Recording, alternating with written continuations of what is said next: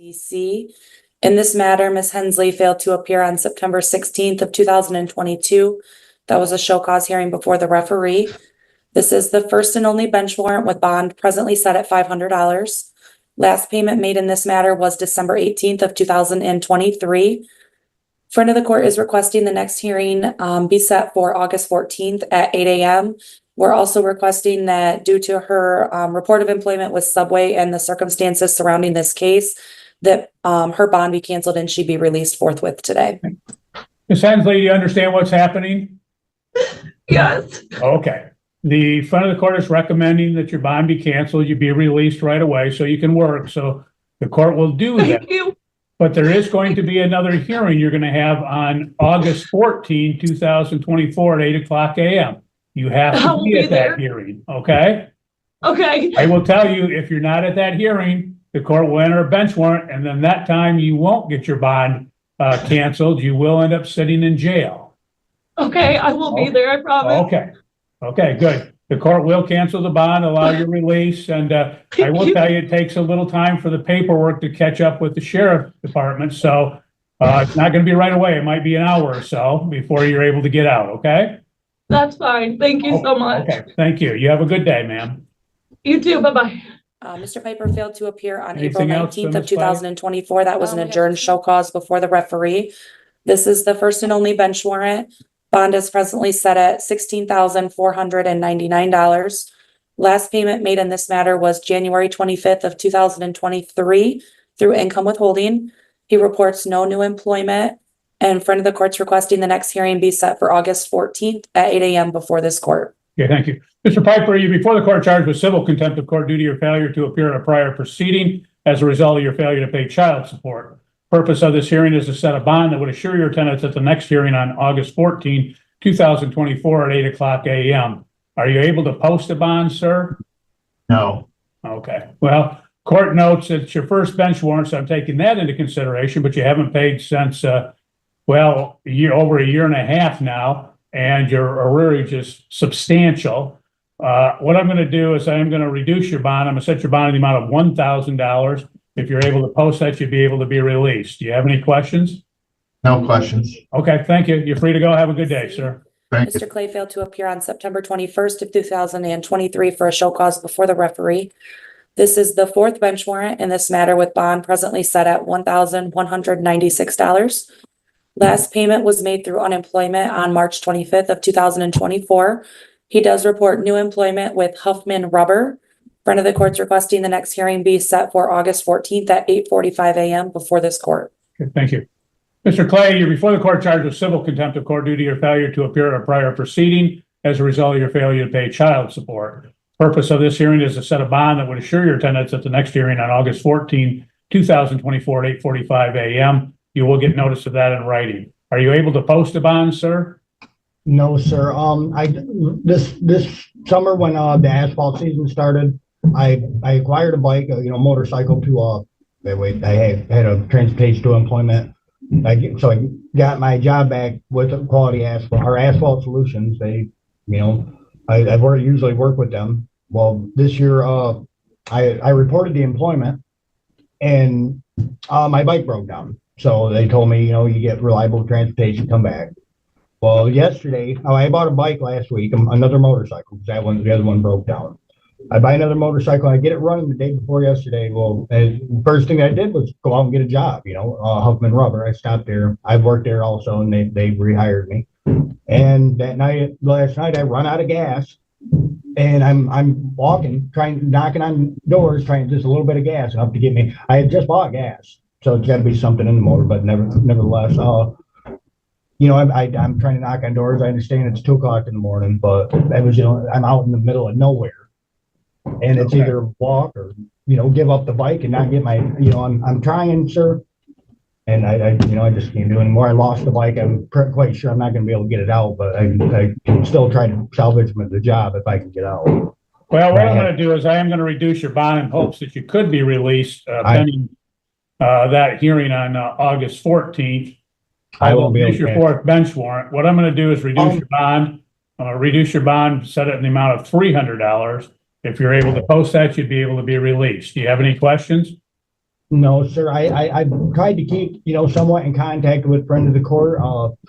When I got a job, I was trying to go to school, in the winter of the year before. Okay. And I was trying, I was Well, trying. We'll go over all this on the 14th, sir. So Okay, sir. free to go. There's Have a no good way- day.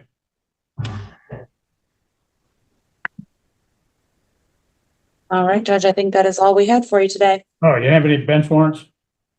I do not, none that were Okay. given to me, so I think we are good to go. Okay, thank you. You have a You're good day. welcome. You too, Judge. Thank you. Thank you, everybody, for your patience. John McKediak versus Lindsay McKediak. Attorney Ashley Smith is for the defendant. Okay. This matter is set for today's date for basically a bench trial in this particular matter. I know, Ms. Smith, you have just recently come into the case. Anything before we commence? Yes, Your Honor. My client and I would request an adjournment of today's hearing due to myself just being retained and unfortunately not having a chance to catch up and properly prepare for the hearing, and also due to having conflicts. Conflict? Oh, you mean for scheduling conflicts? Yes, Your Honor, for today. Okay. Mr. McKediak, any response to the request for an adjournment? I mean, we've been dealing with this for months now, Your Honor. Didn't want a lawyer. She didn't want anything. I don't know why it needs to be prolonged any longer. Yeah. She told you in the last. Okay. Well, I understand that, and obviously it has been, the case is 175 days old, so the court recognizes that. But by the same token, obviously, the defendant is entitled to representation, as you are, sir, and she has just recently had Ms. Smith retained, apparently. So the court is going to grant the motion for an adjournment. The court will set this matter for the next bench trial on August 23rd, 2024 at 8:30 to everyone. This is the time and place set for the trial in this matter. What will happen and what court reviewed and prepped all of the documents in this particular case. The issues stated in the case scheduling order that we were going to address today were parenting time, property division, and spousal support. Court will let you know that obviously we're appearing virtually, but you are held to the same standards as if we were in court. And as a result, I want to state as well, each of you will have an opportunity multiple times to speak, so do not interrupt each other, do not interrupt any witnesses, unless you have a valid legal objection. I will tell you, do not interrupt me. Also, do not make any comments when speaking. When someone else is speaking or testifying, you will have an opportunity to respond. If you should engage in offensive or disruptive behavior, you could be held in contempt of court and go to jail. So, Mr. McKediak, in your case, you're not represented, but you've chosen to, again, proceed in that matter. You're held to the same legal standards as an attorney. So with that, I'll ask Mr. McKediak, because you are the plaintiff in this matter, you would go first. Do you wish to make an opening statement, or you can waive your opening statement? Yeah, I'll waive it. I don't really, there's nothing to say. I just want it over with and you decide what's what. As far as parenting time, I'm not asking for anything from her. She's already taken it all and been given it all. Okay. Well, you'll have a chance to testify to that. Anything else you'd like to say on your opening statement? No, sir. Okay. Ms. Smith, you wish to make an opening statement, reserve your opening statement, or waive your opening statement? I'll waive it, Your Honor. Okay. As we do not have any opening statements, Mr. McKediak, this is your opportunity to present your case in this particular matter. So what happens, you can, I don't know if you have witnesses or anything else. You have a right to testify yourself. If you wish to do so, we'll have to have you sworn in first, because anything you would say that is not under oath is not evidence. Okay? Yep. And do you wish to testify, sir? Yeah. Okay. We'll have you raise your right hand and be sworn in. And go ahead, sir. You can testify as to what you would like to state. I mean, I met Mr. McKediak and we were married. We didn't even live together for 9 months. We separated. It's been constant turmoil and drama and strife. Everything that was at the house, she took, my dogs included. You know, I don't understand how she's asking for child or spousal support when she took care of me for 5 years when I was incarcerated. And then home, I was only with her for 9 months. As far as anything else, I just want visitation set by the court for my son. So that way she has to abide by it. And that's pretty much it. I mean, I just want the divorce. Okay, well, sir, as it relates to visitation, your son, if you would explain to me and testify as to how your relationship with your son is. There isn't one. She's kept them from me for the past 4 years. Then when I don't do anything after the fact, as far as birthdays, Christmases, or anything, then I'm the bad guy. But when I was able to contact her and be able to be like, hey, what are you getting the kids so we don't get double? It was always a big constant fight. She's just been spiteful. It's one of those, she can't have me, nobody else can. And then I can't see my son if I'm not catering to her. For example, she was trying to get me locked up and sent back because I wouldn't pay her electric bill that she ran up $1,602. And then, of course, I can't see my son. But if I'm giving her money and paying for stuff and doing everything she wants, then she'll let me come over and see him or whatever. Other than that, I don't ever get to see him. She's continually used him as a pawn for financial gain. Okay. Let me ask you one thing, sir, as I do note in reviewing the pleadings, you had said that you were married on October 10th, 2019. Defendant in her answer states you were married on October 22nd, 2019. Do you know what your date of your marriage was? No, it wasn't the 10th. The 10th's my son's birthday. Okay. So maybe it was, I don't remember. You know, that was, 19. And she moved out of the house that December and moved to her mom and dad.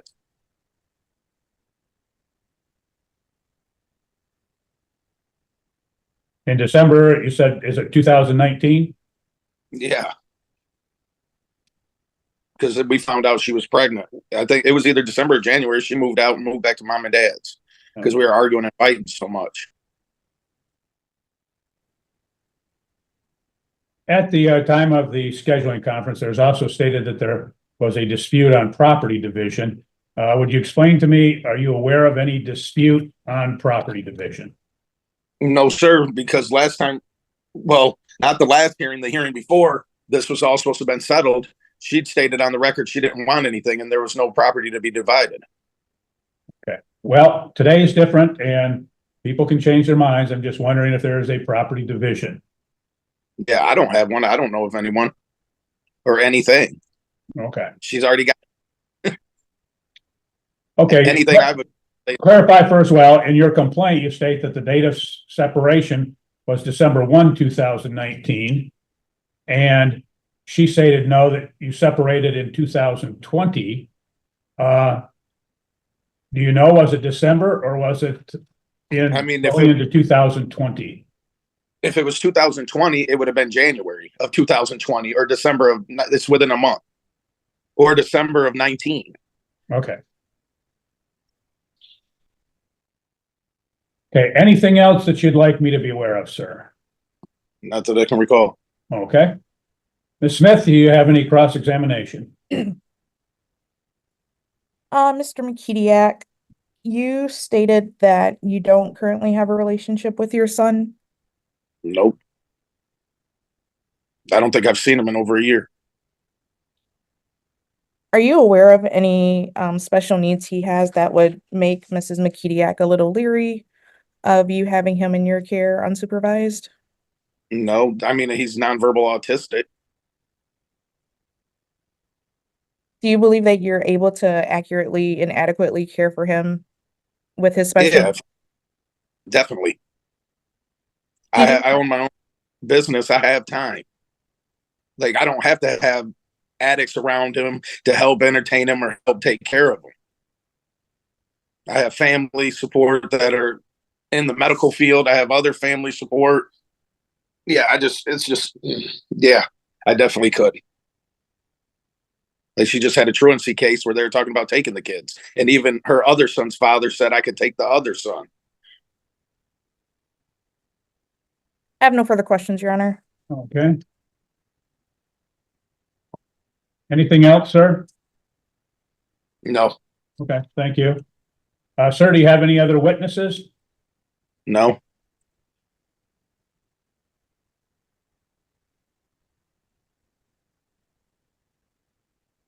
Any other evidence, sir? no. Okay, thank you. And do you rest your case then, sir? Yes. Thank you. Ms. Smith, you can proceed with your proofs. Thank you, Your Honor. I'd like to call Lindsay McKediak. Okay. Go ahead, Ms. Smith, when you're ready. Thank you. Mrs. McKediak, when did you and Mr. McKediak meet? We met years ago. I was about 13 years old when we first met. Ma'am, you're a little bit faint, so speak up, please, and try to. I was really young when we first met. I was like 13 years old when we first met. And when did you and Mr. McKediak get married? We got married October, I believe it was October 22nd, 2019, and it was at 3:30 or 3:17 p.m. Where did you get married? Calhoun County Courthouse.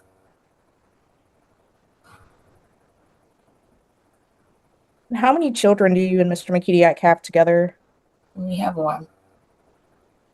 And how old is your child? He just turned 4.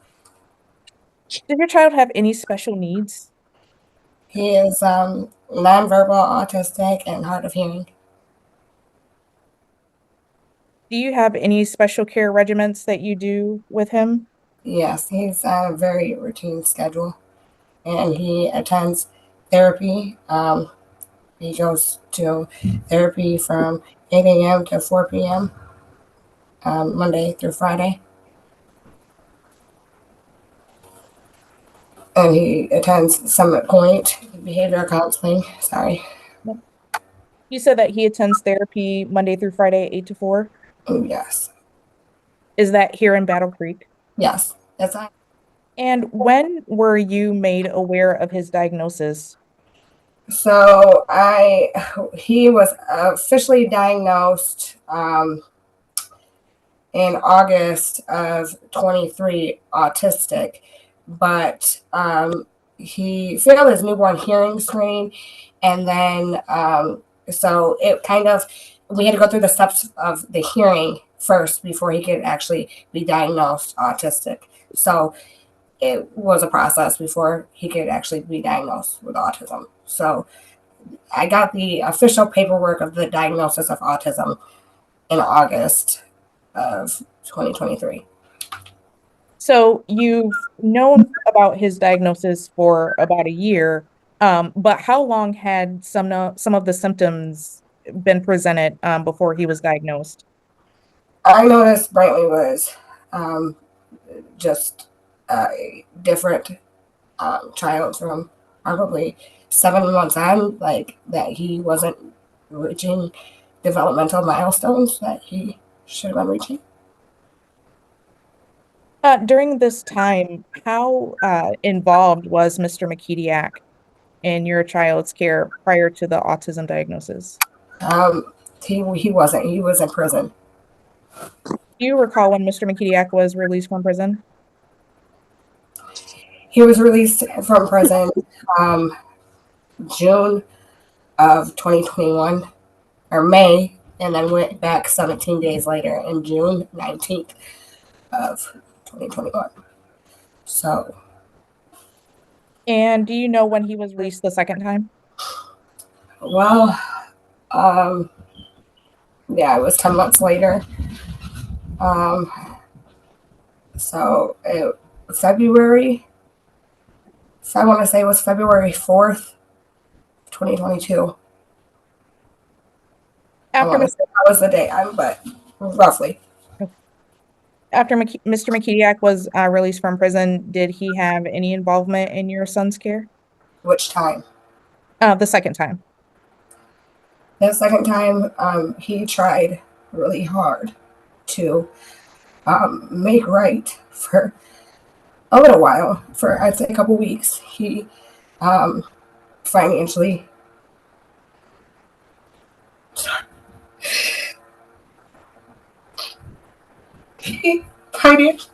financially tried. Okay, hold on a second, ma'am. You're gonna have to compose yourself because I can't understand a word you're saying. You know, he financially tried to help, but no. What about as far as, do you need a moment? Are you ready? How did Mr. McKediak aid in his care as far as being hands-on and physically beyond the financial? He didn't. He didn't show interest in him. It was all about us getting back together and living together, but he was on parole and we were not supposed to even be having contact with one another. And but that did not stop him. So it was really hard. So I'd like to ask you a question about what you just said. So you stated that Mr. McKediak was on parole and the two of you were not supposed to have contact. Why were you not supposed to have contact during that time? Domestic violence. He did some pretty horrible stuff to me.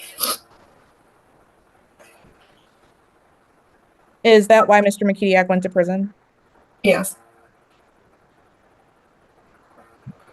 Okay. It was when I was pregnant, and then the second time was same thing. Oh, I went back to prison again. So when your son was diagnosed autistic, with that appointment, did you attend alone? Did Mr. McKediak attend that appointment with you? I attend everything alone. Has Mr. McKediak attended any doctor's appointments? No. How do you transport your son to his therapy Monday through Friday? I have a car, but me and my mother helps me with a lot. My father helps me out. But they're getting old, but they help me. Has Mr. McKediak ever taken your son to therapy? No. What about his Summit Point appointments? No. Has he attended any appointments? No. Do you have any concerns about your child being in Mr. McKediak's care during some type of court-ordered parenting time? Yes. What are those concerns? He's very OCD from being in prison for so long. And it goes with like a lot of different things. The cleanliness of the house, to just the noises, things being just so. And I know that we've tried to have visitations before, monitored even, and he does not have patience for an hour, let alone to take him. So I have my concerns is yelling, drinking, leaving him with somebody that's not, that our son wouldn't know. Have you ever observed Mr. McKediak drinking around your son? Yes, not around our son, like where we had tried to do the visitation with him before, and he was drunk when we had, so that didn't happen. What kind of visitation was it? Just supposed to be friends and family, his mother, and visiting, but we didn't stay. At like Thanksgiving, stop him so he could see, and come to find out he had been drinking, and he knew that he was going to be seeing his son, and so. Have you ever witnessed Mr. McKidiak leaving your child with someone you didn't feel comfortable with? Has there ever been a time where he's had him alone and left him with someone else, to your knowledge? No, but that's what he says, that he like how he'll take care of him is he's going to have someone else do it. Because I asked how he's going to do it, and it's I'll pay other people to do it, and he threatens to just take him from me. He's never. I've tried talking to him civilly about having some sort of relationship with him, but it doesn't get too far, and so we've only tried maybe the visitation thing where he's actually seen him like maybe a handful of times, and he only stays, or he could stay for hours and visit, but it's 5 minutes. So more of the interest has always been towards me, not the child. So have you ever intentionally or purposely kept your child away from Mr. McKidiak? no, I've sent him pictures and videos, updates on him and how he's doing. That's how he knows that he is his condition. Since this divorce was filed in February, have you and Mr. McKidiak been living together? No. And since the two of you have not been living together, has he made any effort to try and see your child? No. Has he remained in communication with you about his progress or how he's doing? No. Sorry, I have COVID, so if it's hard to hear me too.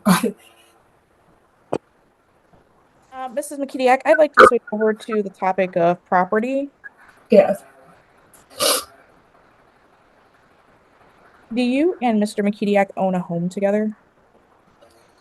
No, I've had this house that lived in since before me and him were ever married. So since my oldest son was 2, so before he was ever out of prison, from his 10-year prison stay. So you owned your home prior to you and Mr. McKidiak getting married? yes. Did the two of you purchase any assets together after you got married? Well, he's purchased. He kind of controlled all the money, and I'd have $12. So,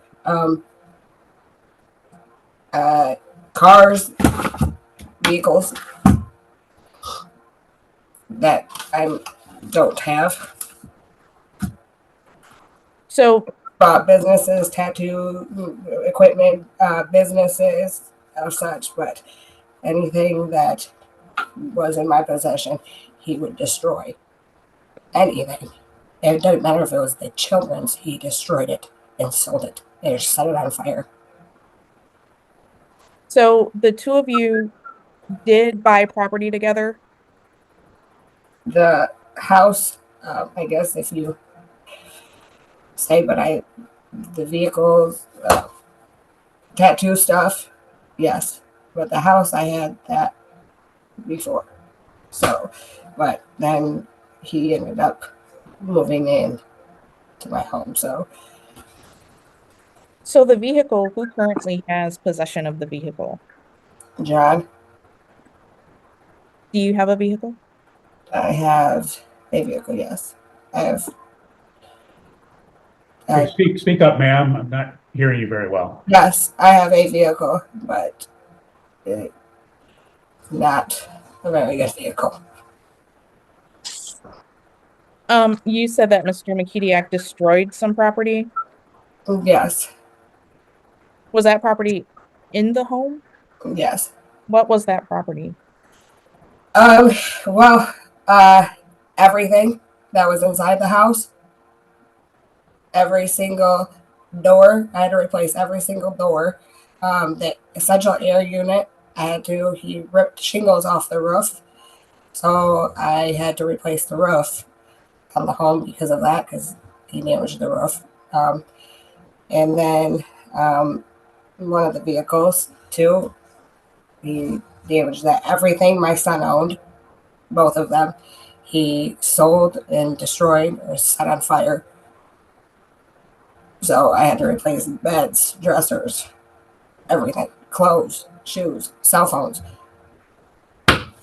He did that to me multiple times to where my cell phone was $500 a month for months, because when you buy a phone, if you can't afford, iPhone, you lease them, you break them and I make an insurance claim and you break it again. And so my phone bill just had that. And he would go buy a phone on my account and just break it. Was this before or after the divorce was filed? This was before. Way before.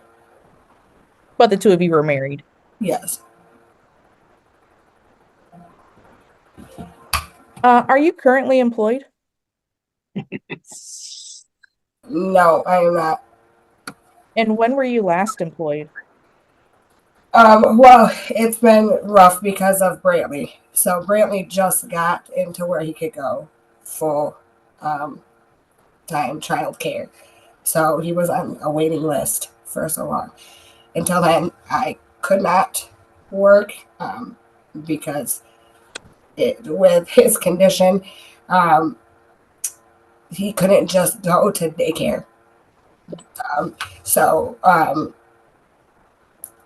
It was just really complicated because they had to have a diagnosis and everything. And then once he got the diagnosis, it was a waiting list. So there was not enough resources in Calhoun County. I had called everywhere you could think of. But he couldn't just go to, like your typical child kid, you could call daycares and sign them up to daycare.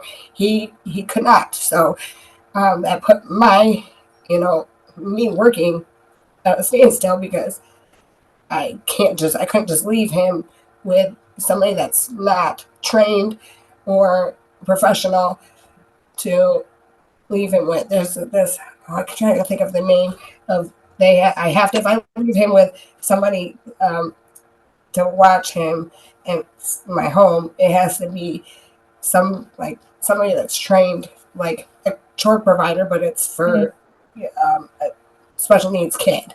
So I couldn't do that. I had to stay home with him. So you stayed home full time with your child to ensure that he got the care he needed? Yes. And who financially supported you during that time?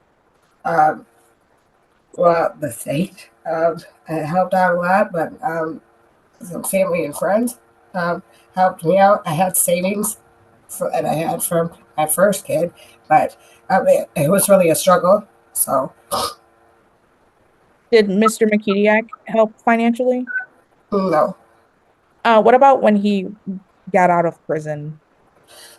He did for about a month. Like I said, he tried for a very short span where he was stopping off at my house, and he would stop and drop off some money every day. He said he would give me like half of what he made or whatever, and sometimes it was very generous amounts, like $500, $400, $400, $300 a day. He makes a crazy amount of money, so that made things a lot easier. But was that consistent? Does he continue to do that? It was consistent for that month, but no. After that, no. Do you know where Mr. McKediak works? Yes, like he stated that he owns a business at Old Acre Tattoos. in Meadow Creek. Do you have an idea of how much money he makes? I know that he's made between certain money. It ranges, but $20,000 to $30,000 a month. He made that several times, and he brags about it. One tattoo, can be easy $500, and he's very talented. He does a bunch of them in a day. So, the last time I spoke to him, one time he told me how he felt bad that his employees only made $500 that day, and I'm thinking, lucky if I get that in a month. So, Mr. Makitiak is a very talented tattoo artist. So he's able to make this amount of money that you stated. Does he currently help you financially? No. What kind of expenses do you have? Everything. The house. Really is extra expensive because of his needs. He is incontinent, and then just everything with his sensory and then development of how I have to arrange the home. And he's large, so the clothes of having to shop and for him, because he's grown like a weed, he's huge. But just both kids and your average home expenses. Gas back and forth to school, every day.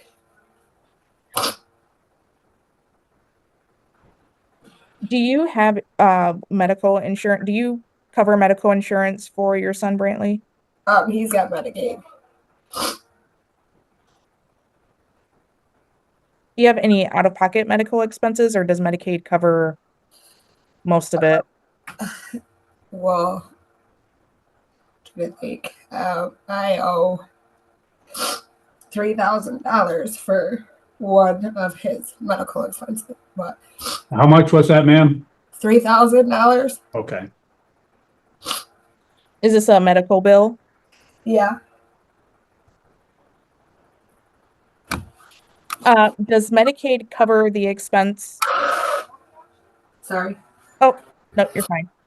Does Medicaid cover the expense for his therapy and his Summit Point behavioral health appointments? Yes.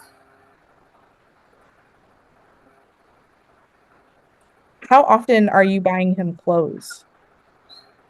I'd say every 3 months.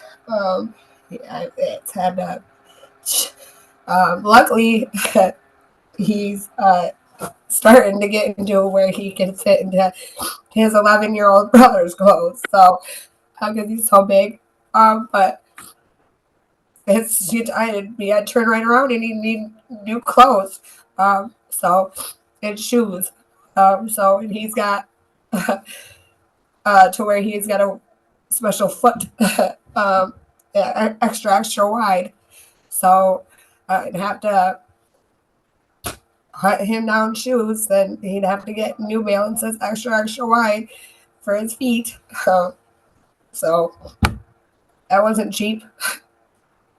How much? And then his diapers are extremely expensive because he is so big that it's not just your average pull-ups. He outgrew those a long time ago. So, yeah, 1.5.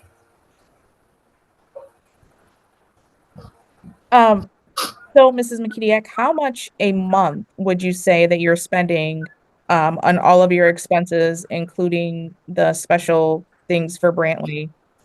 Well, I know that gas back and forth,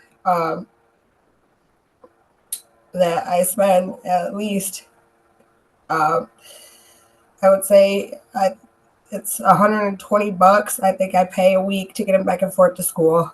And then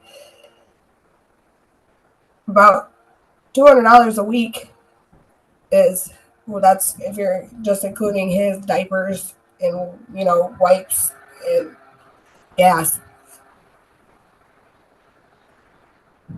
Is Mr. McKediak currently ordered to pay child support? Yes. And have you been receiving child support consistently? No.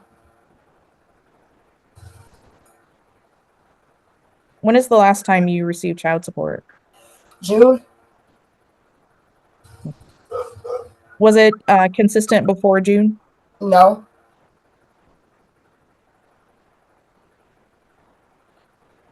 How much child support is he ordered to pay? 600. I used to think it was 550, but I think it's 658 a month, which I think I could be wrong there too. I think it's actually 698. I want to say that's what it is. I think it's 698 a month is what he's. That could be wrong. So I don't know, because he'll go a period where he doesn't pay, and then he'll put a large lump sum down. So, but I want to say it's close to 700 a month.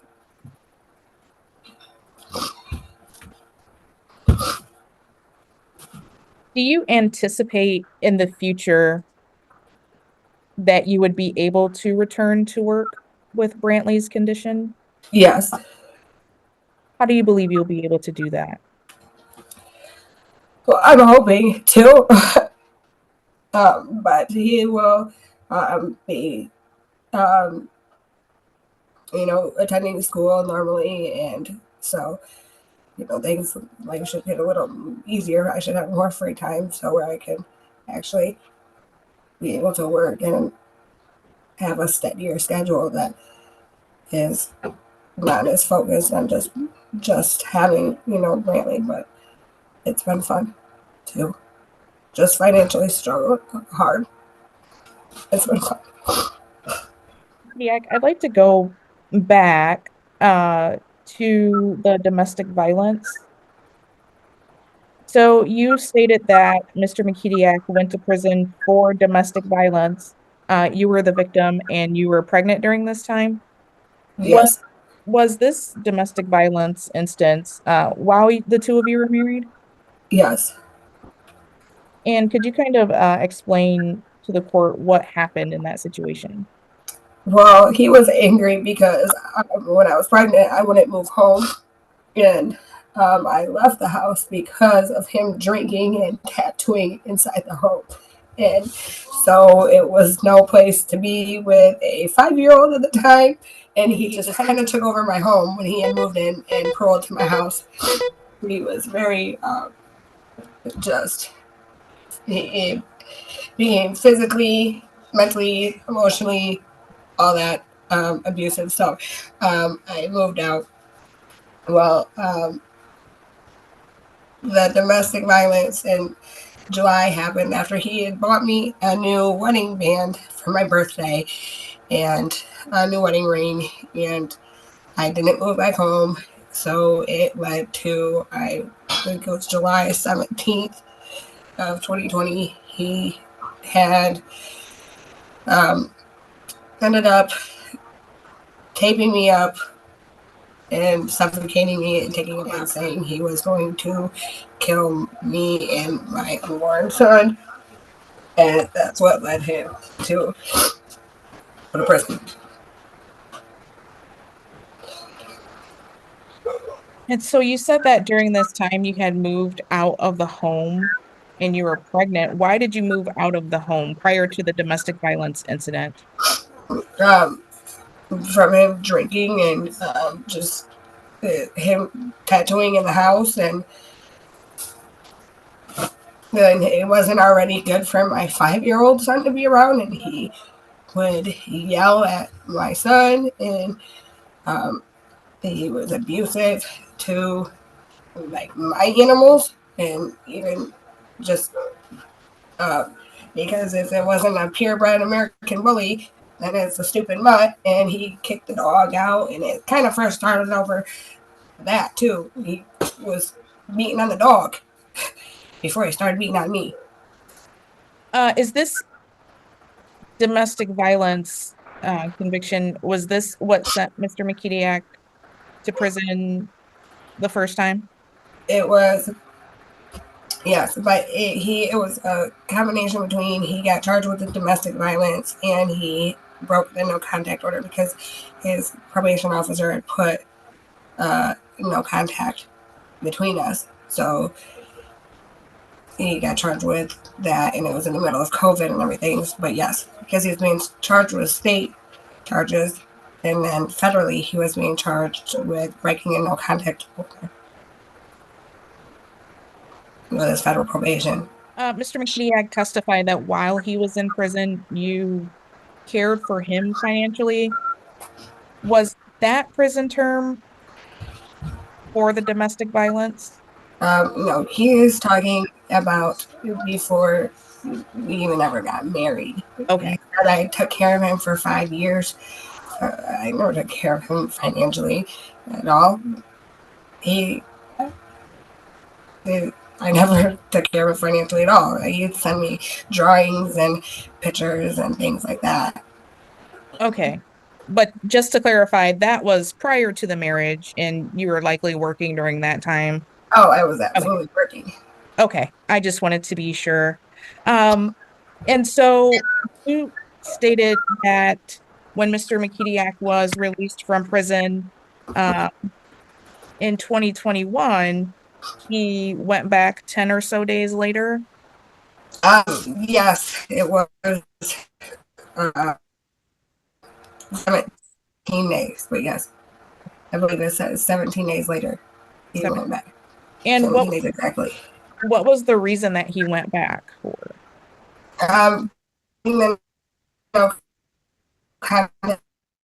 Shot at my parents' house. Can you hear me? Yep, I can. I'm sorry, you broke up a little bit, so could you just state what you said again? He had shot at my parents' home, but I believe that the charge that he got charged with was breaking the no contact order. But he had shot rounds the firearm at me via telephone, and I left my home because I felt vulnerable, and I went to my parents' house where he then had showed up and shot a firearm off several times, and the officers retrieved shell casings, and so he was arrested but never charged with that. But he did end up going back to prison for breaking the no contact order. Hold on, we lost Ms. McKediak. Okay. Do you currently have, does Mr. McKediak, do you currently have a no contact order with Mr. McKediak? I have a PPO. And why do you have the personal protection order? Because I am fearful of him. I am fearful for a lot of things. Do you believe that if there were some type of parenting time, some type of court-ordered parenting time, that you and Mr. McKediak would be able to successfully co-parent and also have successful exchanges of your child? I would like to think that, but no, I don't think so. I would love to. Would love to. But no, I don't think so. And why don't you think so? Because that's all I've ever wished and asked for, and it's never happened.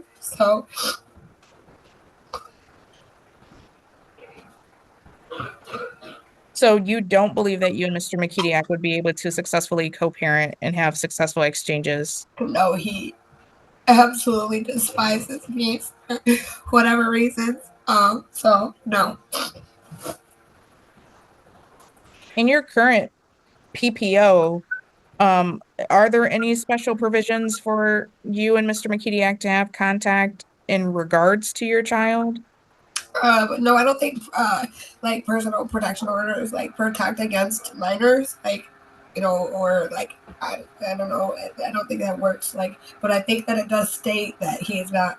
I don't know because I did ask, but I think they're not supposed to contact children, places of work, things like that. But it's not. You can't put a PP. I can't put like a PPO on him against my son. Like that makes sense. Right, but with your PPO, Mr. McKediak isn't supposed to contact you.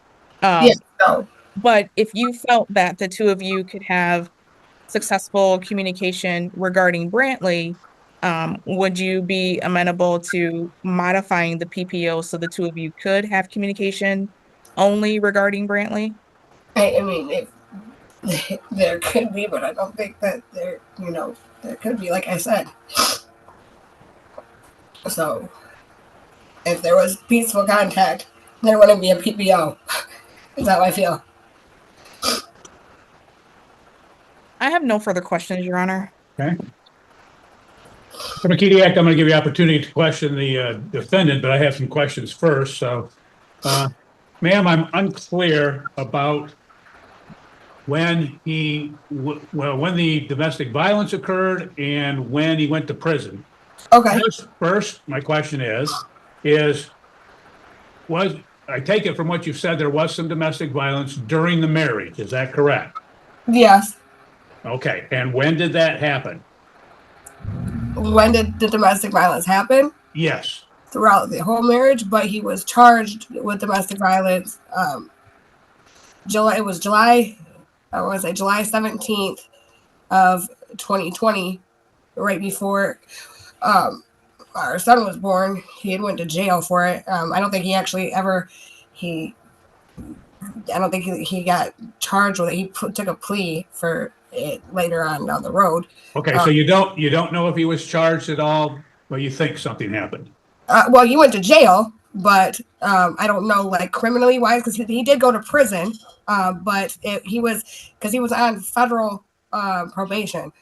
Okay, So, and that would have been sometime after July of 2020, correct? yes. Okay.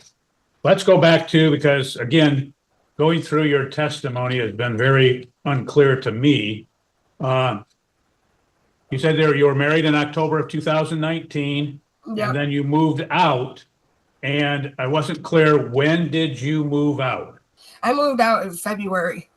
February of 2020? Yes. I ended up, yes. And I left everything there. I didn't really move out. I just went and stayed at my mom and dad's. I didn't move out. Well, you must have moved out if you weren't staying there anymore. Well, I didn't move out. I just went and like stayed there the plan was to go stay at mom and dad's for a few nights. Okay. But I never got to actually move my stuff out. He ended up selling and destroying and burning everything me and my son owned. So I never actually got to just move out. Okay. So after February of 2020, when you moved out to your parents, is it fair to say, based upon what you said, you never moved back in together and lived together as husband and wife? Is that correct? No, because he went to prison. Okay. Again, you never moved back together. No, but no, Okay. he went to prison. Okay. Just answer my question. I moved back into the house, but not with him. Okay. So effectively, as of February 2020, the two of you are separated, and you've stayed separated since that time. Yes. Okay.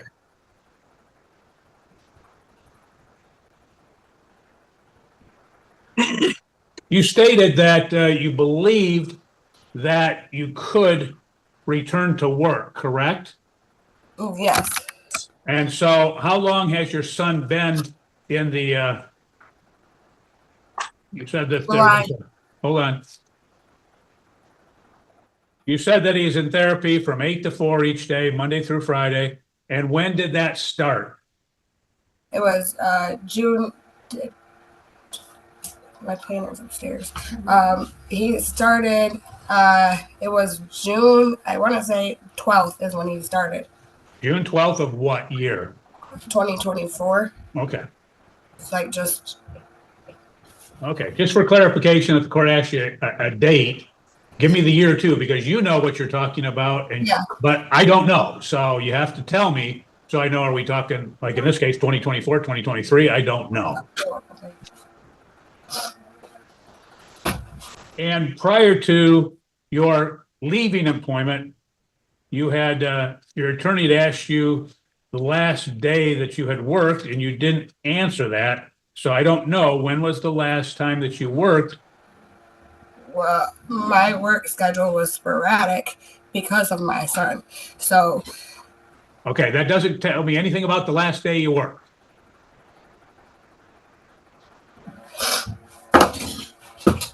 When did you work last? I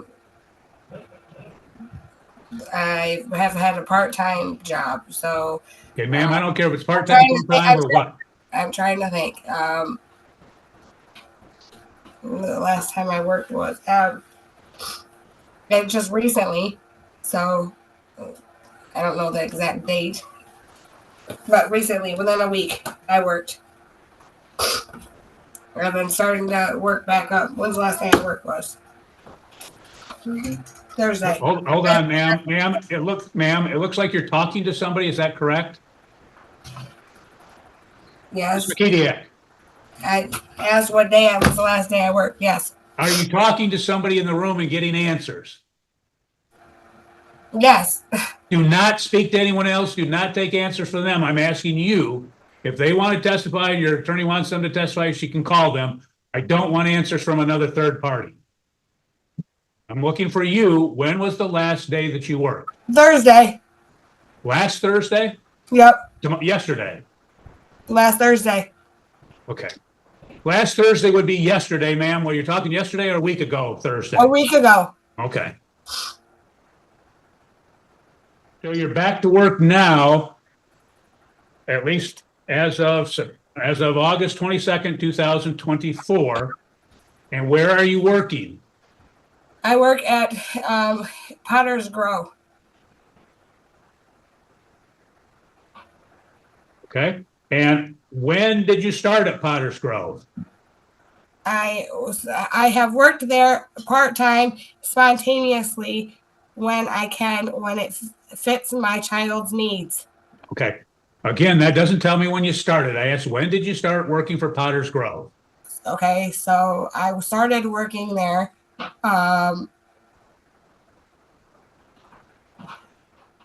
Approximately. You don't need to give me the I'm exact date. trying to think what date it was. I'm sorry, I have COVID. I don't feel very good.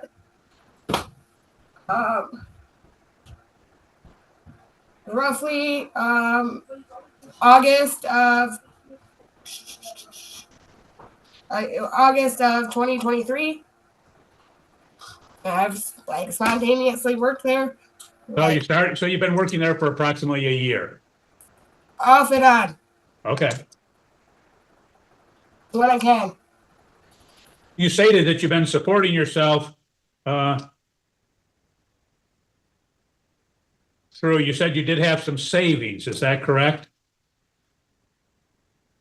Yes. And how much do you have in savings left approximately? A couple of $1,000, but I'm negative too at the same time. I have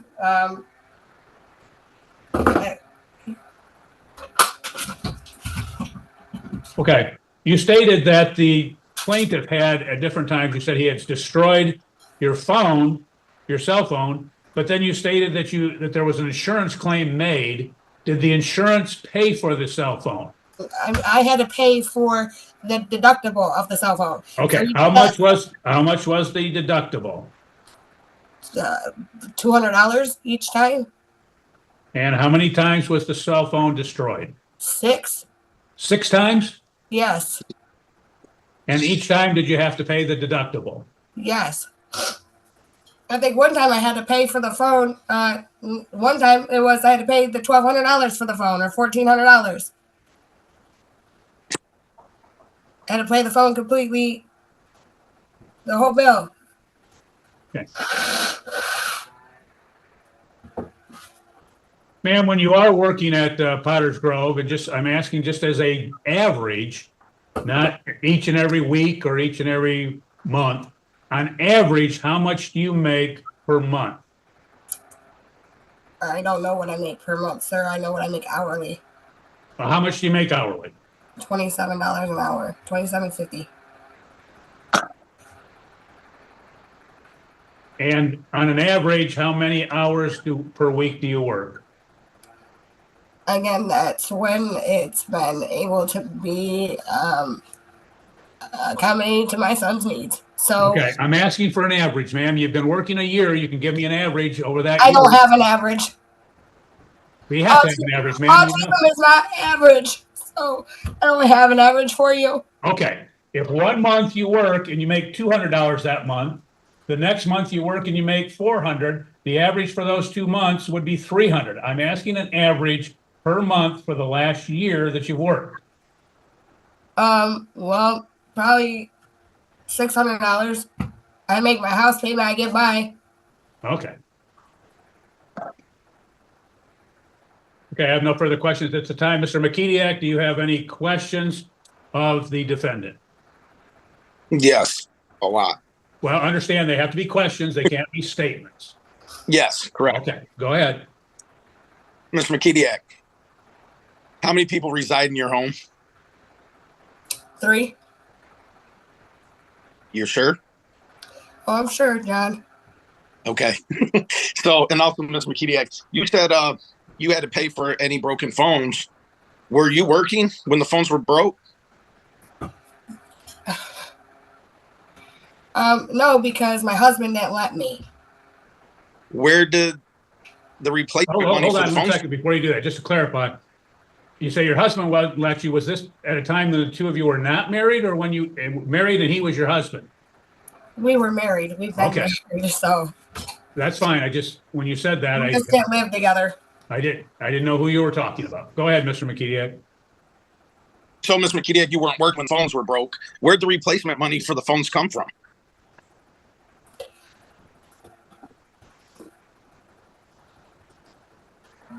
Ma'am, don't look to somebody else for an answer. My child is right there. I'm sorry. Okay. He asked you, I where do did the have money 2 children. come? Where did the money come from to pay for the replacement of phones if you were not working at the time? Lonnie Osborne. What? Lonnie Osborne. Okay. Okay. Also, you said you'd worked at Potter's Grove for how long? I've worked there off and on for about the last year. It was Okay, Evolution so- Pro. All right. Were you working there when Mr. McKediak was released and released from prison this last time? What? You kind of broke up, Were Mr. McKediak. were you working for Potter's Grove when Mr. McKee released from prison this time? Was I working when you were released from prison? Yes. For Potter's Grove. You were released in prison, let's see, February of 2022. So no, I was not working when you were released from prison. Okay. We got so much. Now you spoke on moving to mom and dad, your parents' house. Did your residency on your ID change, or your living residency as far as the courts? John, you would both know that I did not move out there. I went out there and stayed out there, and then I never got to move any of my stuff. So I went out there to stay, but I never got to move out the house. So it just became official.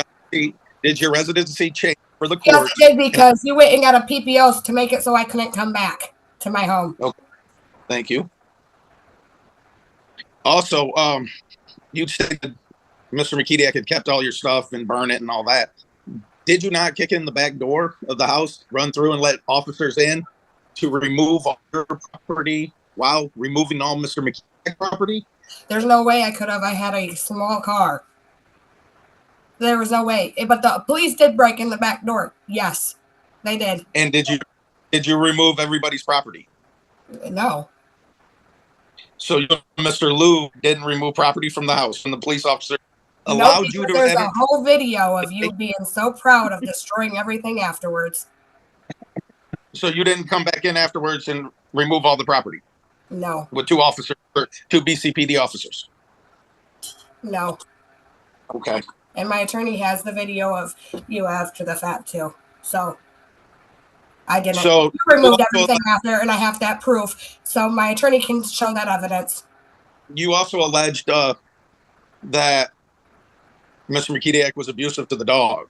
Didn't your dog kill one of Mr. McKediak's puppies, and he wanted him removed from the house? You locked 3 dogs up in a cage together and left them alone. You don't know what dog killed what dog. Mr. Kediak, stop.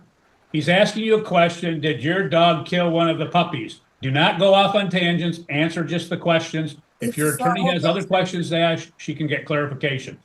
We're going to be here days if you're not going to answer the questions that are asked. Did your dog kill one of his puppies? No. Okay, thank you. All right, Mr. McKediak, every time Mr. McKediak was incarcerated, did you put money on the phone and send money to him?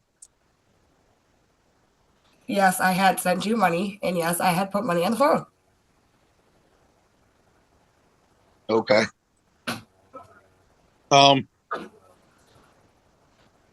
Do you ever contact Mr. McKediak's girlfriends or anybody he's involved with and message him on Messenger and Facebook?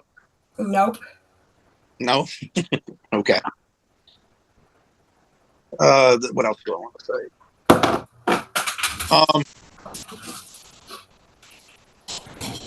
McKediak. Can you hear me? Yep, I can hear you. McKediak, do you receive child support from Mr. McKediak, Tyler Young, and Michigan? Sorry, what? I didn't hear you. Do you receive child support from Mr. McKediak, Tyler Yager, and Social Security for Brantley McKediak? Because you do not pay your child support, it messes with the Social Security. So, but do you receive? I just told you, if you don't pay your it messes with the Social Security. Tyler Yager pays his $100 a month consistently. You do not. But do you receive child support and Social Security for Tristan or Brantley? I do not receive child support. No, because you do not pay it. So there's child support ordered. There's child support ordered, but you don't pay it. And do you receive Social Security? I receive Social Security. Yes or no?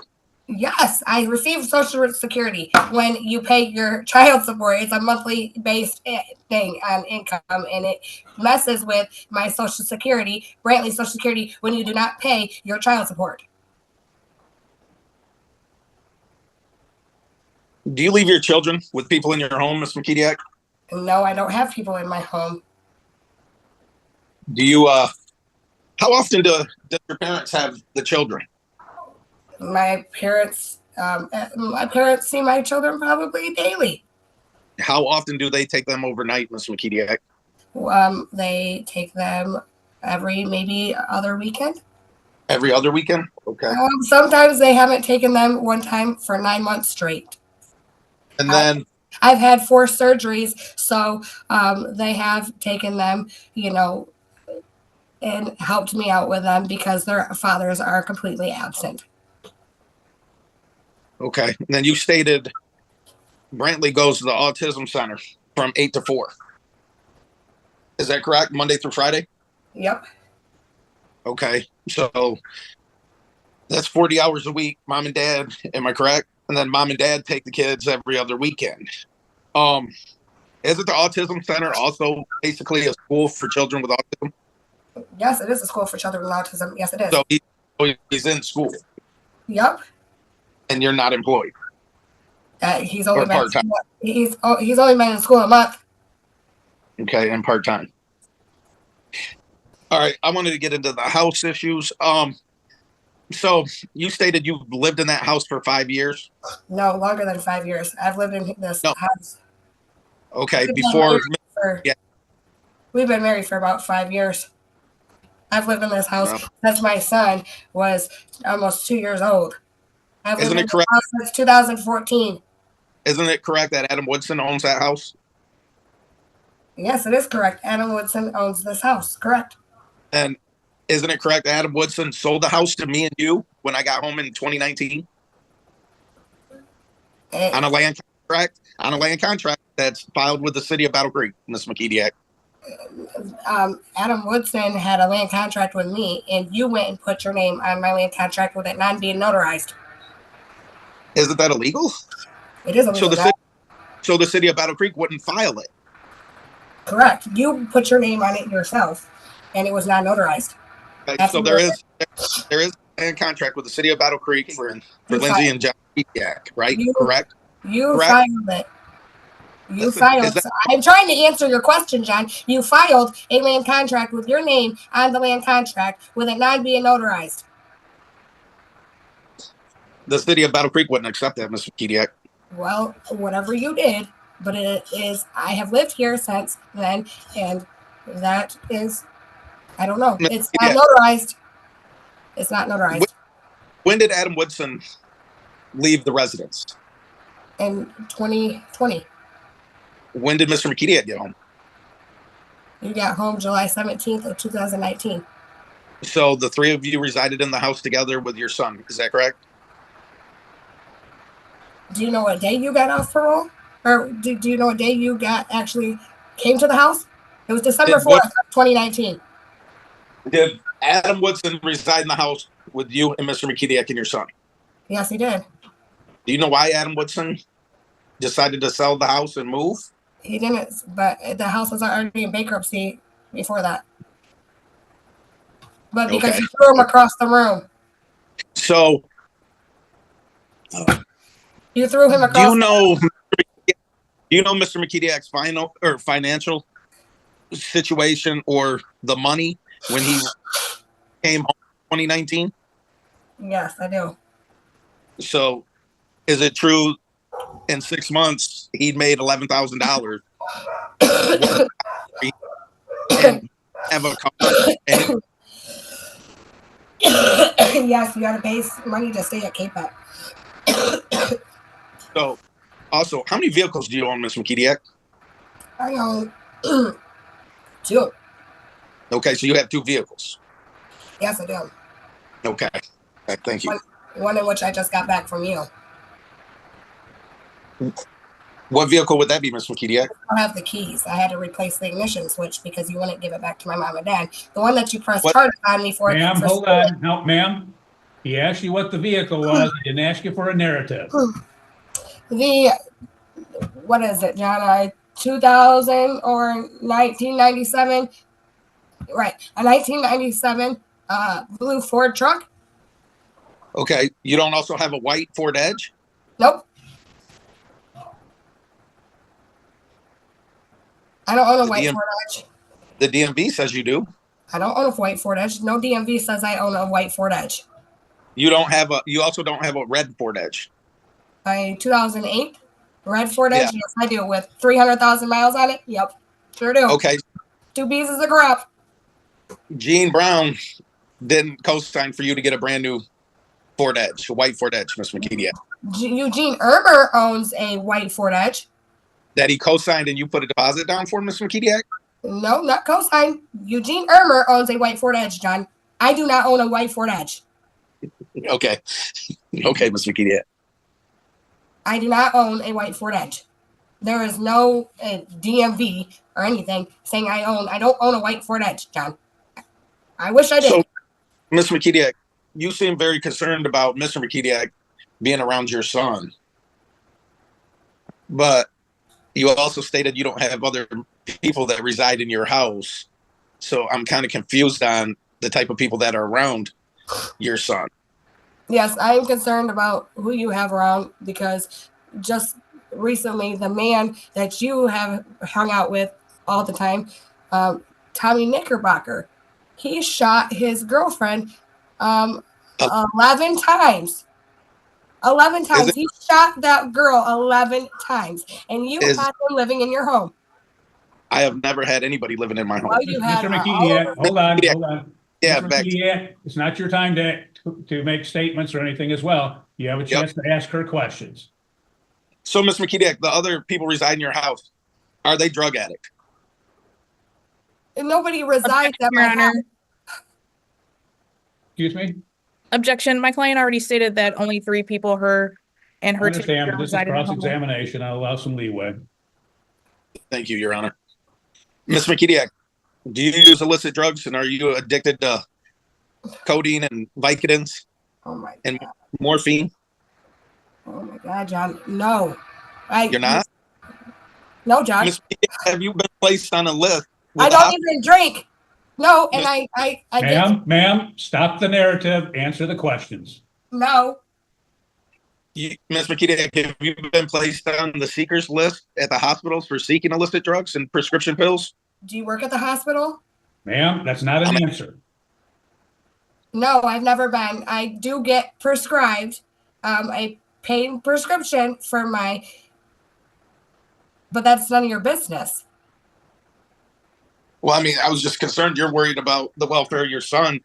What does With it- my prescriptions, medications that is monitored by a doctor have to do with my child? It's your drug addictions. Sir, It's not a drug addiction. If ask a the doctor gives question. it to me, this Ma'am, is the type no of narrative. I don't want to keep telling you. Answer the questions, that's all. no, I don't have a drug problem. So, Ms. McKediak, change the subject. Every time Mr. McKediak was sent back to federal prison, speaking on the domestic violence and whatnot, was he ever convicted? Yes.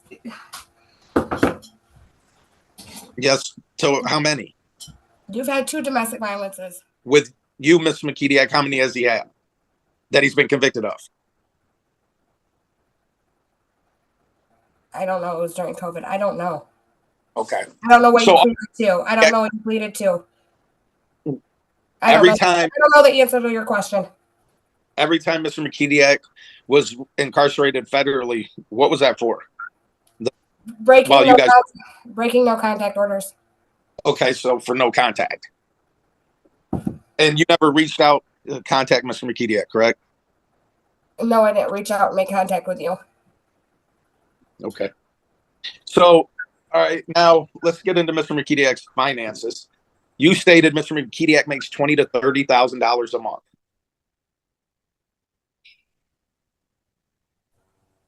Yes. Do you realize how much that is a year? He has a lot of money. I know. Okay. Where do you get that assumption or that information from? You. All right, Your Honor, I have my tax papers from last year. My income was $16,786. This isn't the time to testify. I'll give you an opportunity for rebuttal. Okay.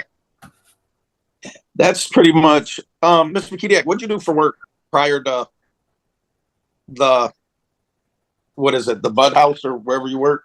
Well, cosmetology. I did cosmetology, clean houses.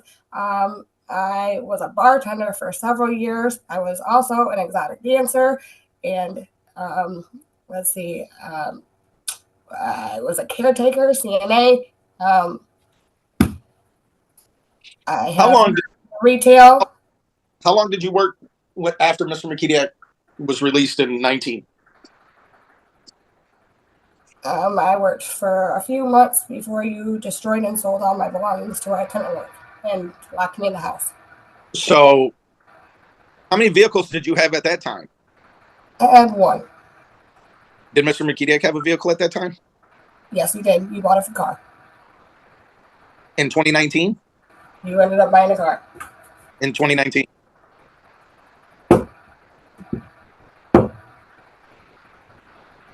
Mr. McKediak bought a car in 2019? You did. You had I don't know, you got it from one of your friends. It was a Jeep. I don't know if it ever got registered to you or not, but you had a Jeep. Did you or did you not? A silver Jeep. Yes, you did. In 2019? You drove a red car around. You had a vehicle and you had cars, yes. But you, for the majority in 2019, you didn't get out of KPEP until December 4th. So when you got out of KPEP and resided at December 4th was the day you were released from KPEP and moved into 230 East Kingman. So, Mr. McKediak was placed in KPEP, halfway house. Were you the one taking him and picking him up every day for work and everything else? I did. So, I made sure you had a job. so you weren't stuck in the house? No, when you got to the house, I was stuck in the house. Yes. But okay, so you stated you didn't work a month after I I came. worked for some months until you got out and moved into the house, and then I did not work anymore. Okay. So who took care of you, Mr. McKediak, and your son? I did. You weren't working. How were you paying your bills? I took care of us, me and my son. You just stated you stopped working. When you moved into the home, I stopped. When you moved into the house, I stopped working. Yes, John. Okay. And my question is, who took care of you and your son and paid the bills?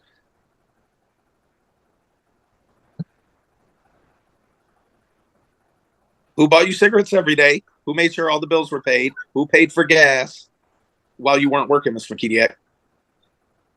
Who bought school for a clothes? few weeks? Who bought school clothes? Oh my God. We answer the question? I bought school clothes. I bought Christmas. I bought your tattoo equipment. I bought everything. You just stated you weren't working, Mr. McKediak. I wasn't working in December. Okay. So I worked until you got out of KPEP, John. And then when you got out of KPEP and moved into the house, I no longer could work. All right. So let's go into the house. You stated Mr. McKediak destroyed everything. What was the shape of the house when Mr. McKediak was arrested in 2021? It was beautiful. It was so gorgeous. It was like a mansion. I loved it. And so everything being destroyed at the house, but when I was arrested and you moved in, correct? Everything was remodeled and refurnished, brand new? No, it was like that. It's like that now. But you said the house was destroyed. It was. And everything burned and broke. But yes.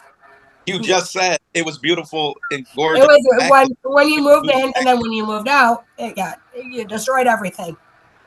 So the house wasn't remodeled and refurnished? Yes, I refurnished and remodeled everything. Yes. Okay, you did it. Yes, I did. Okay.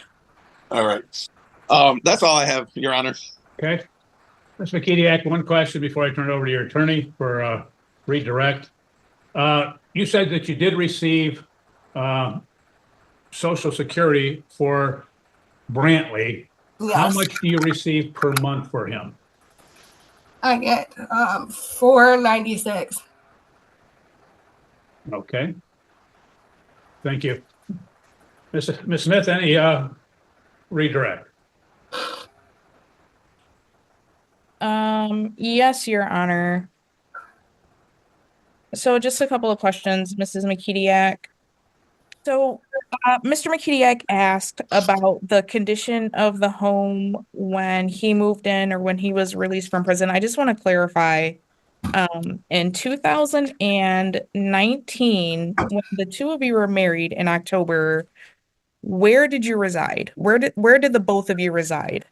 2019, I lived here. He was at KPEP until December 4th of 2024. Or 2020, I mean, I'm sorry, December 4th of 2019, I mean. So Mr. McKediak was released from KPEP in December of 2019? Yes, he got out of prison in July 17th of 2019. We were married October 22nd of 2019. Then he moved into the house, to my home,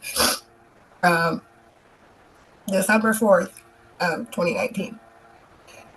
So he got out of prison. His tenure stayed July 17th of 2019. We were married October 22nd, 2019. And then December 4th, he then moved into the house. Okay. And how long did Mr. McKediak reside in the home once he moved in December of 2019? 9 months.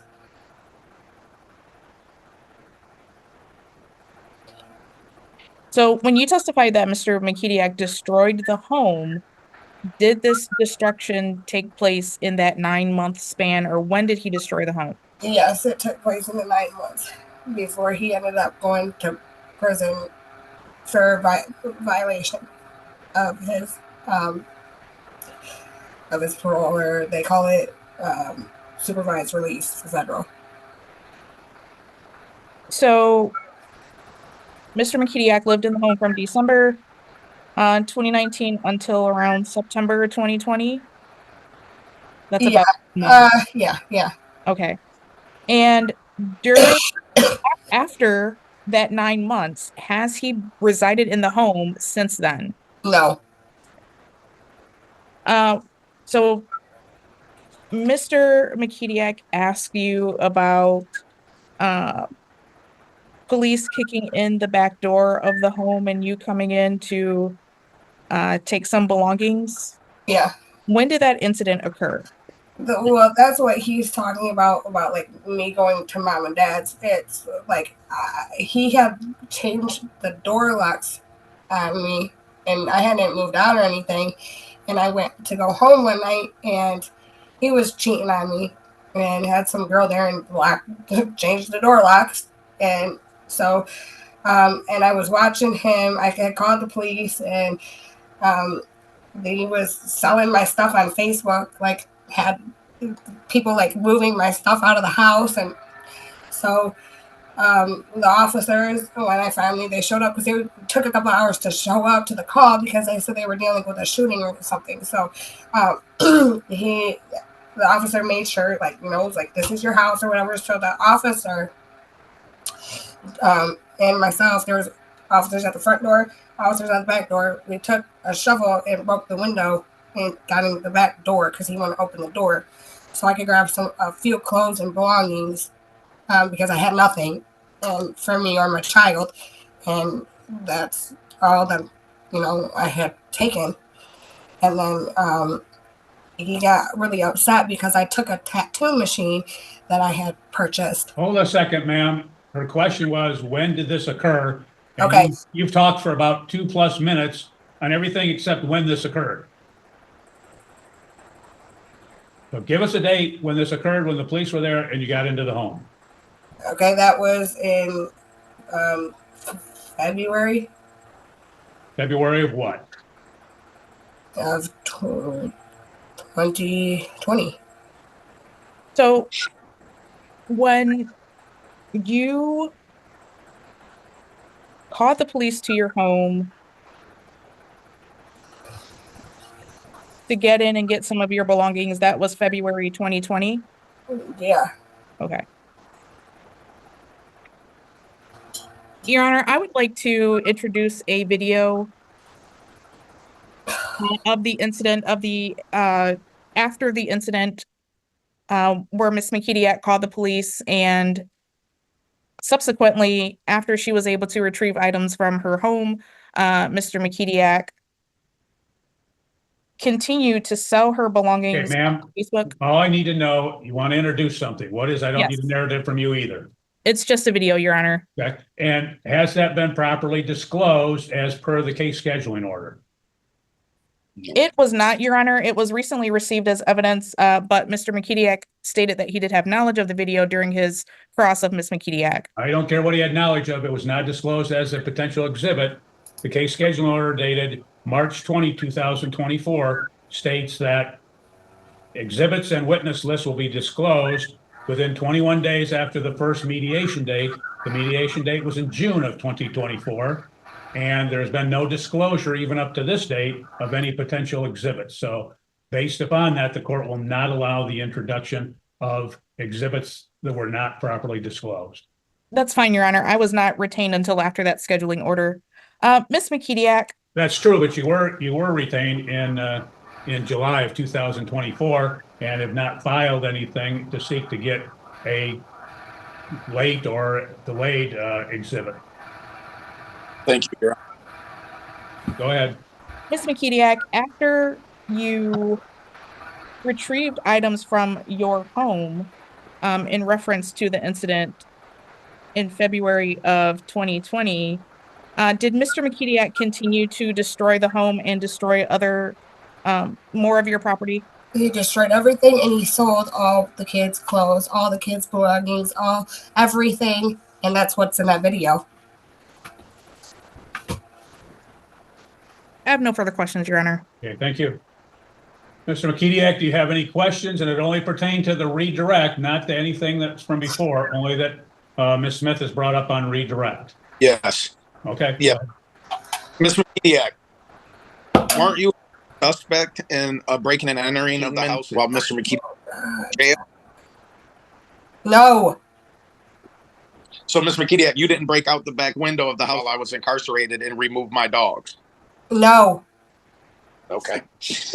And then at a later date, you didn't kick in the back door, run through the house, and let 2 officers in to let you remove all your property and Mr. McKediak's? No. No? Okay. That's all I have, Your Honor. Okay, thank you. Ms. Smith, any additional witnesses or evidence? No, Your Honor. Do you rest? Yes, we do, Your Honor. Okay. Mr. McKediak, you have an opportunity. The court, they've rested. The court will give you an opportunity to have rebuttal, meaning you can do additional testimony if you wish to do so. No, Your Okay. Honor. Okay, thank you. Thank you. Being no rebuttal, then the proofs are in this case. Mr. McKediak, you can make a closing argument if you wish to do so. Yeah, I really don't. I just want it over. Okay, thank you. Smith, any closing argument? Yes, Your Honor. I would just say that in addition to granting the divorce, the defendant in the matter would just ask that a parenting time order be entered for Mr. McKediak to have supervised parenting with the minor child Brantley, as there has been testimony that Ms. McKediak is concerned that Mr. McKediak would not be able to adequately provide their son's needs, as he is special needs, autistic, nonverbal, and also has hearing issues. Mr. McKediak has not had much of a relationship with his child, unfortunately, due to incarceration, and it's just seemingly not having much interest in the child since his release. We would also ask, Your Honor, that Ms. McKediak be awarded spousal support, since Mr. McKediak was the sole provider for the home for Ms. McKediak and both of her children after their child was born. Mr. McKediak made statements alluding to the fact that he did provide financially for Mrs. McKediak during that time. And since Mrs. McKediak testified that currently she is not working consistently and receives $496 a month in Social Security and also child support, which is not being paid, she does not have the funds to adequately care for all of Brantley's outside needs that are not covered by Medicaid, primarily his clothing, seeing as how he is a larger child due to some of his medical conditions for a 4-year-old, his special diapers and pull-ups that he needs, and any other special requirements he has while in the home. There's testimony that Mrs. McKediak had the home at 230 East Kingman prior to the marriage. We would just ask that she is able to keep her premarital property, as Mr. McKediak is also able to keep his premarital property, and that any marital property that was purchased during the time of the marriage is just divided adequately and equally between the parties. Thank you, Your Honor. Nothing further. Thank you. Well, that concludes the proofs and the argument in this particular case. The court has a number of issues to decide, but first the court will find, based upon the testimony, is very clear that, in fact, the statutory basis has been met, that the parties have testified both that there's a breakdown of the marital relationship, so the court will grant the divorce in this matter. The court will note in all the testimony that credibility is always a consideration. Oftentimes, the parties will allege that one party or the other is not truthful or is even lying. However, the court finds that much testimony and inconsistent testimony occurs because individuals haven't necessarily lied, but it's based upon their backgrounds, perception, bias, understanding, misunderstanding, or simply by mistake. When the court is confronted by inconsistent testimony, the court attempts to determine if it can be reconciled by other testimony or evidence.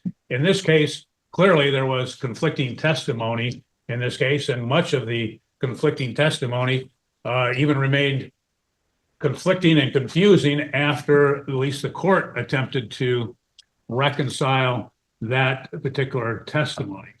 Court will note that as it relates to issues of property, there's basically the court can, pursuant to MCL 552.19, can restore the real and or personal property to either party which they in fact brought into the marriage. The court can also, pursuant to MCL 552.401, can award property owned by another if it's equitable, etc. Court has to further, in these matters, determine further what is the property that each of the parties brought into the marriage. And if the court can, in fact, then restore that to the parties, the court will do so. In this case, there's been very little testimony about property and very little testimony about any value of property. In fact, we've heard no testimony as to the value of the property. There is testimony about the home at, I think it's Battle Creek, that in fact there was testimony that the parties had some interest in that. The defendant testified that she owned that property prior to the marriage, and there was, through cross-examination by the plaintiff, that again, that this property was owned by an Adam Woodson, that he owned it, that the defendant stated that she purchased that on land contract prior to the marriage in this matter. It does appear, based upon the testimony, that the parties were married on or about October 22nd, 2019. Through the testimony of the defendant, she stated that the plaintiff moved into the residence at approximately December 4th, 2019. And then by her testimony, she stated the parties separated in February of 2020. So we have, notwithstanding, we have a very short-term marriage of maybe only a matter of months in this particular case. There's been testimony about various vehicles the parties own, but there's been no testimony about who has what vehicles at the current time. There's been no testimony about any value of the vehicles or any payments on the vehicles during the marriage, only that they somehow acquired these vehicles. There were two that apparently the defendant has, and she had acknowledged that there was one vehicle that the plaintiff had. The court will, in this matter, award to the defendant the real estate at Michigan, free and clear of any claim, right, or title of interest on the part of the plaintiff. He stated in his opening statement that he had no issue or no claim or no desire to receive any property. And he kind of reiterated that on his testimony as well, notwithstanding the confusion over this other land contract that may exist or may have been recorded in this particular matter. So the court will award that to her, free and clear of that claim. The court will also award to the parties any vehicles that they own have in their possession, free and clear of any claim, right, title of interest on the part of the other party, and that each party is responsible for any indebtedness encumbering any vehicle that they receive. The court would further order that the parties would be entitled to any and all property that they each have in their respective possessions, not otherwise addressed herein. The issue there has been raised as to the parenting time issue. The plaintiff has testified that, as he stated, he doesn't have any relationship with Brantley because the child's been kept from him. It's been acknowledged that Brantley is autistic. He goes to an autistic therapy or autistic school that has, in fact, recently started in this manner. That, in fact, he goes Monday through Fridays from 8 to 4. And that, again, different times when Mr. Mikidiak was not incarcerated, he didn't have much of a relationship with the child in this case. Parenting time is governed by MCL 722.27A at SEC. In this matter, and the court has to look at the best interest of the child, and I have to look at the factors that may be in dispute. The first factor is the special circumstances and needs of the child. Clearly, the child being autistic has special circumstances and needs. Second factor is whether the child is less than 1. He is not. In this case, the court will not consider that. Next factor is the likelihood of abuse or neglect of a child during parenting time. There's been no testimony about that. The defendant stated she has concerns about that, but clearly he has not had the child in his care any particular amount of time such that that even could be reasonably inferred, so the court will not take that into consideration.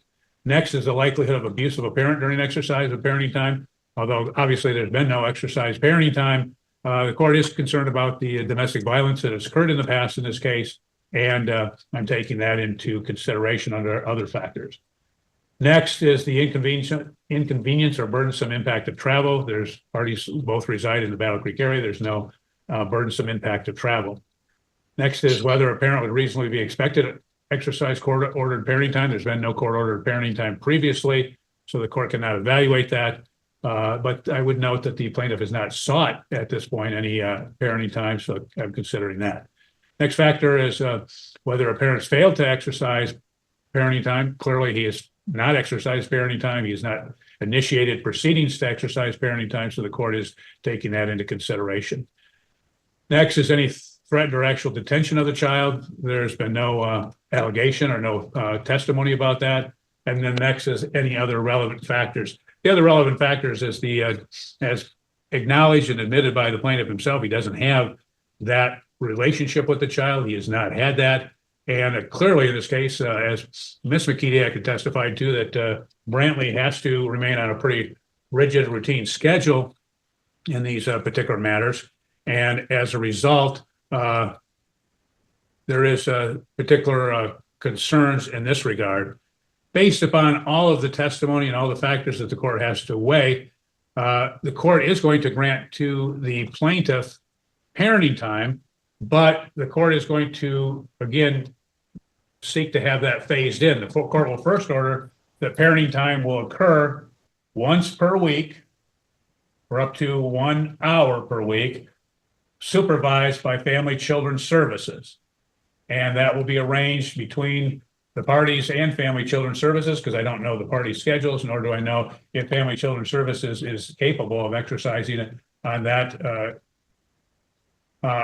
much of a routine basis of 1 hour per week. It'll be exercised, again, based upon the party schedules and whether they're able to get the child to and from Family Children Services for purposes of exercising that supervised parenting time. The court will order that will occur on a weekly basis for a period of 6 months. And after the 6 months, it'll be up to the defendant to file a petition for a review of the parenting time. And the court then can take testimony at that point from whoever the supervisor would be at Family Children Services to determine whether that should be expanded at that time. Again, for 6 months, and then the court, again, if the defendant or the plaintiff does not bring it in for expansion, then it would continue be supervised for 1 hour through Family Children Services until such time as he initiates a review of the parenting time. Next, the court will look at the issue of spousal support. Spousal support is provided for pursuant to MCL 552.23. The court has to look at, again, the factors as provided for in Louts and Sphere's case, and the court has to look at, and I will look at the past relationship and conduct of the parties. I've already alluded to some of that that I'm taking into consideration. The court is looking at the length of the marriage, and as I stated, even in the best of scenarios, it looks like the length of the marriage was only about 4 months. When the parties did separate, they've not gotten back together since that time and have not, again, carried on a marital relationship since the approximate February of 2020 date, notwithstanding that there was nothing filed until, again, earlier this year by the plaintiff. Court looks at the ability of the parties to work. In this particular matter, the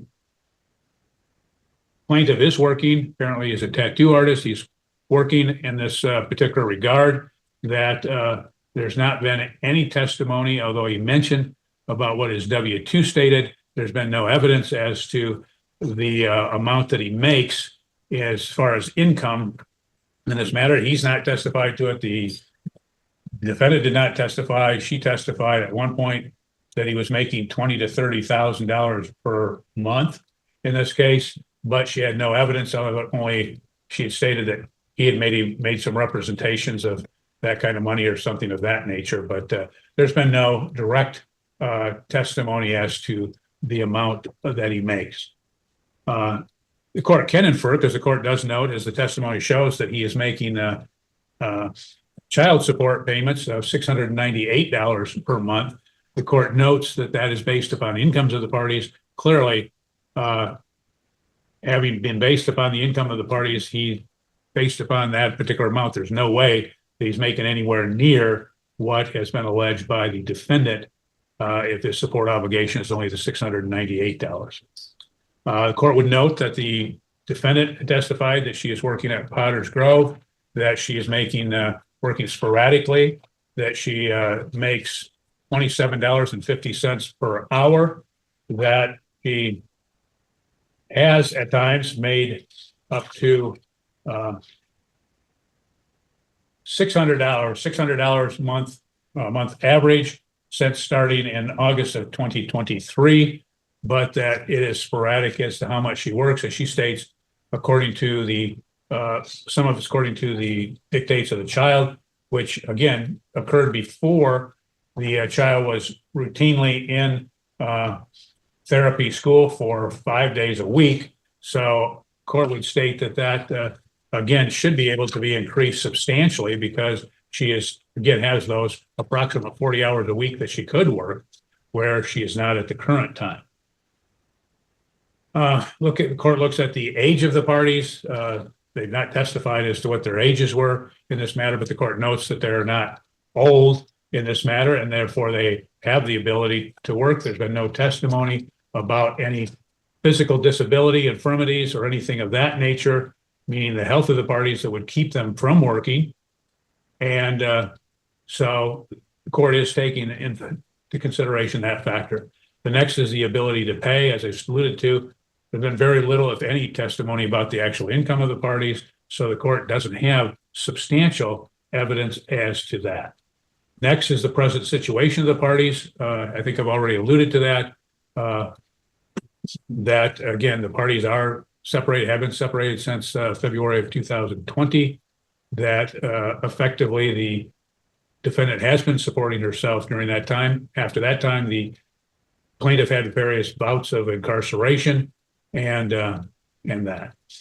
The defendant had testified as to her needs, but she has not testified as to any specifics concerning her needs, only that she had testified that she owed something as a result of therapy, et cetera, in addition to what Medicaid had paid in this matter. She testified that, again, the child needs clothing, et cetera, but she did not testify as to any amounts for any of those particular needs. And she had testified in this case that the support obligation was $698 per month, that she said that he pays sporadically, that he won't pay, and then all of a sudden he'll pay a lot. She testified that that she also received Social Security in the amount of $496 per month for the child. And as stated previously, she makes $27.50 per hour. The only specifics that she had stated for her expenses were gas of $120 per week to get the child back to and from school, and $200 for diapers and wipes on the child that she had to pay, but she has not testified to any other specific numbers for the expenses. Next, the court has to take into consideration the fault. Obviously, there was some, it appears, based upon really some more nebulous testimony that the defendant was at fault because of domestic violence, and the court is taking that into consideration. Next is prior standing of living and is either responsible for the supports of others. I think I've addressed that as it relates to the minor child in this case.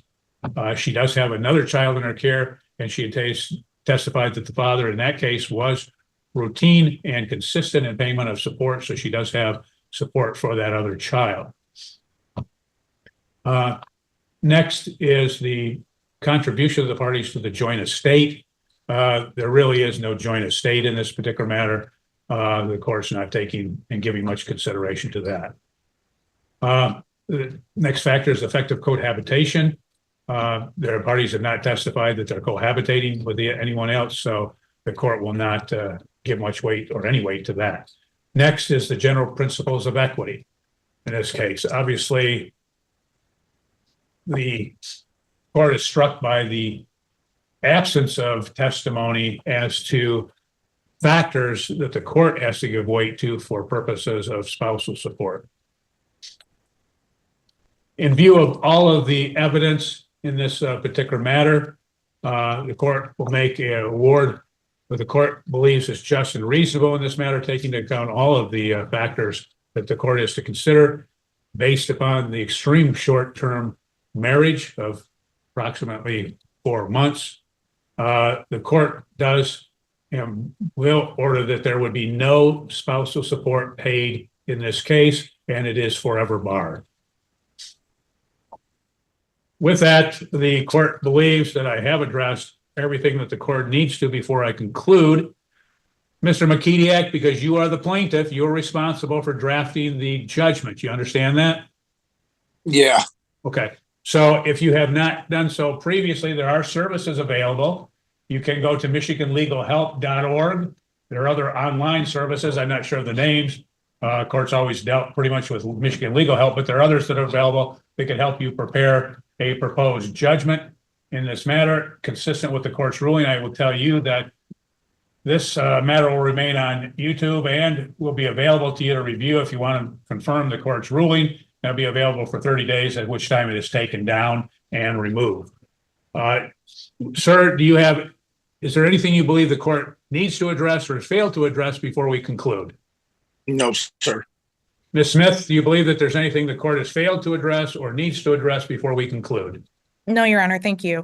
Thank you. That will be the order of the court.